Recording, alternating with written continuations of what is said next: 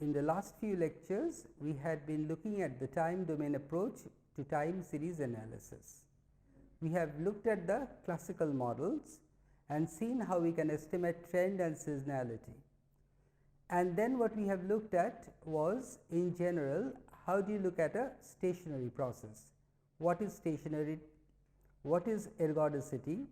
And why ergodicity is important and why stationarity is important to analyze a time series.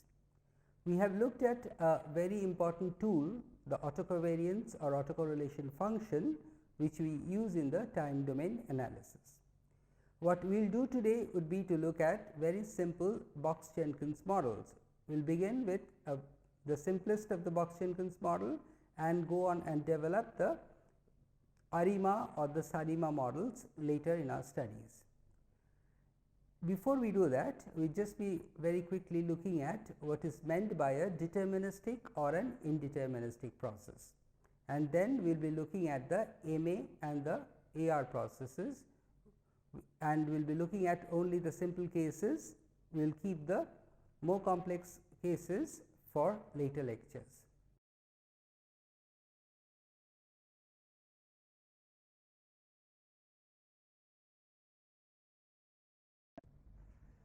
Before we begin with the Box Jenkins models, let us look at what is meant by a deterministic or an indeterministic process. We say that the process is purely deterministic if the future values can be predicted without error. That is, if x t star is the predicted value of x t, then expectation of x t minus x t star square is equal to 0. This is the mean square error of prediction, and this is going to be 0. Now, this happens when we have a very nice curve. For example, if you have x t equal to cos twice pi t and there is no random component in it, then you give me a t value and I can give you the x t value precisely. We call such series as purely deterministic series. Obviously, you can see that from a statistical point of view, the purely deterministic series are not of great interest, because we do not really have to do much statistics about it, and there is no random variable involved that we have to take care of. As opposed to this, we have what is referred to as an indeterministic series. In this, the future cannot be wholly predicted from the past values, and usually expectation of x t minus x t square, that is the mean square error of prediction, would be tending to the variance of x t. Now, the larger the value of x t minus x t star square, the less deterministic it becomes. So, if this value is equal to the variance of x t, then we say that the process is purely indeterministic. But in most cases, we will be somewhere in between, that is, there will be some randomness and some part of it we can predict, and hence it will be somewhere intermediate between a purely deterministic and a purely indeterministic process. There is a very important theorem which is referred to as the Wolff's decomposition theorem. These days this is much more theoretical by nature, because we will be looking at primarily indeterministic series. It says that any discrete time stationary process can be expressed as the sum of two uncorrelated processes, one purely deterministic and the purely indeterministic. So, we can decompose any time series into two components, one purely deterministic and other purely indeterministic.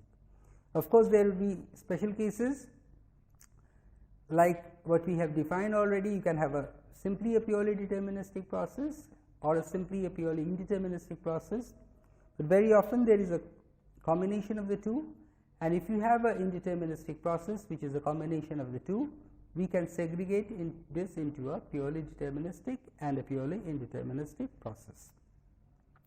So, we can write x t as two components, where epsilon t or IID is 0 mean constant variance, these are random variables, and hence this part is indeterministic, and omega t is purely deterministic with expectation of epsilon t and omega t is equal to 0.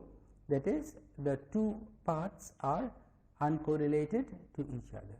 This is Wald's decomposition theorem, but in what we will be studying, we will be primarily concerned with indeterministic processes.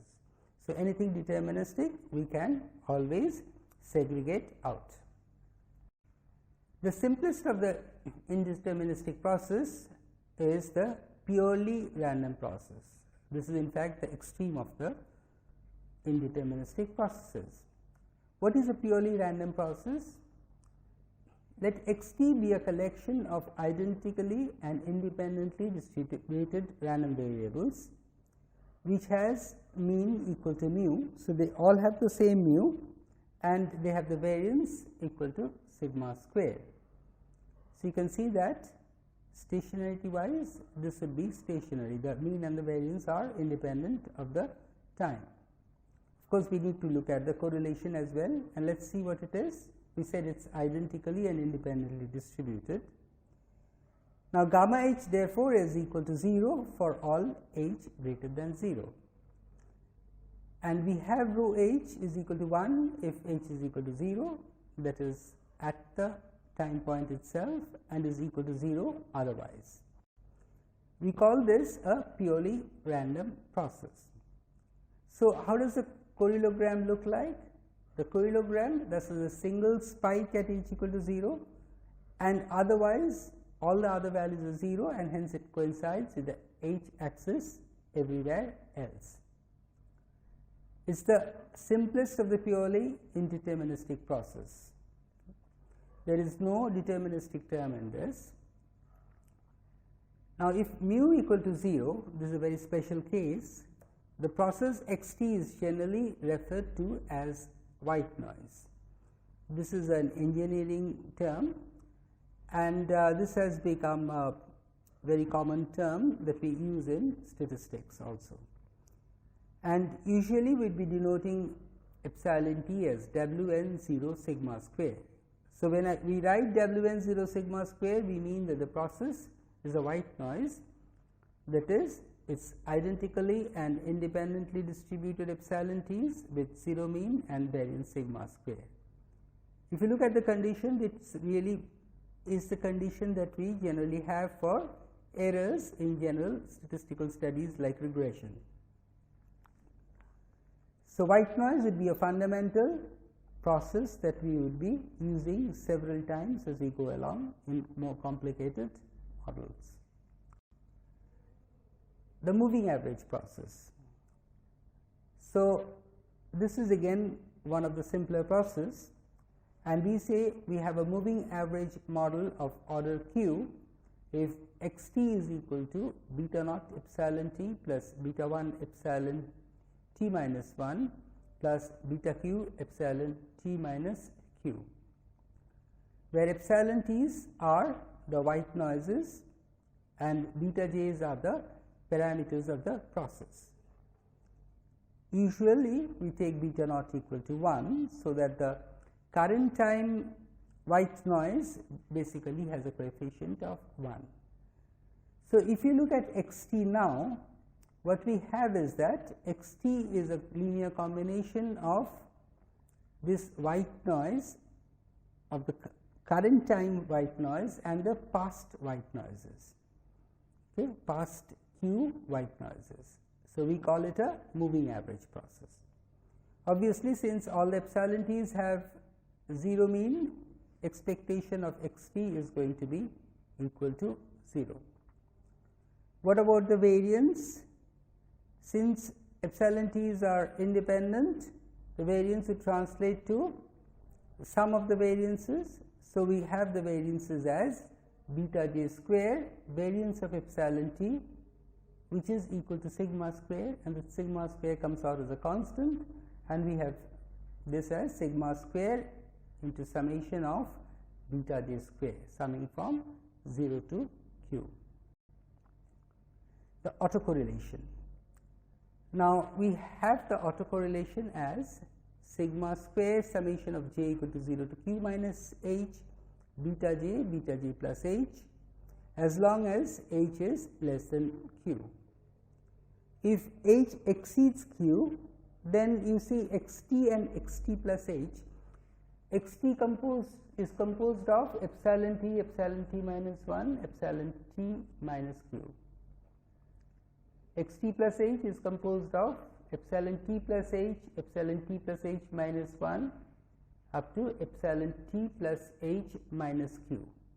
But since h minus q is greater than 0, so epsilon t minus h plus q would be greater than epsilon t, and hence the two series will have no common epsilon t's, and hence when you take the expectation, since the epsilon t's are uncorrelated, it will become 0. So, for all h greater than q, gamma h becomes 0, and you can collect the coefficient and show that it is equal to beta j into beta j plus h summed over j into sigma square if h is less than equal to q. And now it is easy to get the autocorrelation function, which is rho h. You just divide the gamma h by gamma naught and you get the autocorrelation function, which becomes 1 if h is equal to 0, it's 0 if h is greater than q, and this becomes a ratio of the covariance gamma h by gamma naught if h is less than equal to q. How does the correlogram look like? The correlogram would be starting at 1 when we have h equal to 0, and then it would oscillate, or it will depend on what the parameters is like. It might not be going below 0 if all the parameters are positive. So, there may be some oscillation, but the important thing is that it will get damped, and then it will coincide with the h axis as soon as you cross the q value. So, for any gamma or rho having a h value greater than q, you have a value of 0. In this case, we have taken the order to be equal to 8. So, up to 8 the value is non-zero. From 9 onwards, whatever value you take, the value becomes 0, and therefore, it will coincide with the h axis.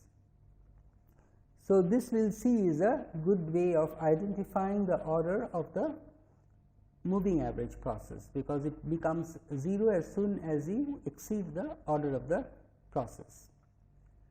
So, as I said, it oscillates between 0 1 depending on the beta j's, and it becomes 0 beyond the point q. These are two features that we should keep in mind.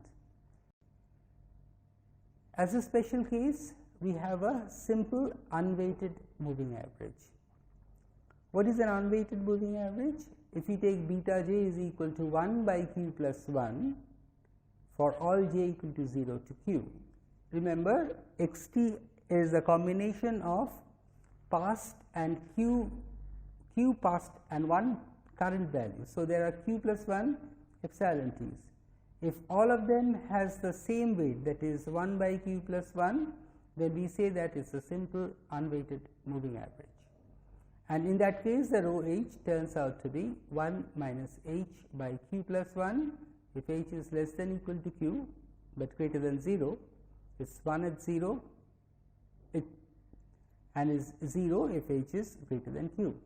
And you can see that this is a basically a linearly decreasing function of h, and the correlogram would look like this. So, it will, in this case we have taken the q value to be 10, to be 9 in fact, and at 10 it coincides with the h axis, and beyond 10 it would go along the, it will not dip below the 0 line, it will go along the 0 line henceforth. So, this is a very special case where we have a straight line correlogram. Now, let us look at the other more common process, the autoregressive process, and this is much more intuitive than the moving average process. An autoregressive process of order p or ARP is defined as xt is equal to alpha 1 xt minus 1 plus alpha 2 xt minus 2 plus alpha p xt minus p plus epsilon t. So, we have a lag of order p of the same sequence. So, xt depends on its own past values up to a lag of order p. We call it an autoregressive process of order p. Again, the epsilon t acts as the error here, and epsilon t's are white noise with which is 0 mean variance sigma square, and alpha j's are the parameters of the process. Unlike the AV process, which is explained by current and past values of the innovations, epsilon t's, we very often call the epsilon t's innovations as well. You can call it errors, you can call it white noise, you can call it innovations. The AR process has its own past values as the regressors. We will look at a very special case of the AR value in today's class, and we will discuss AR process more generally in subsequent classes.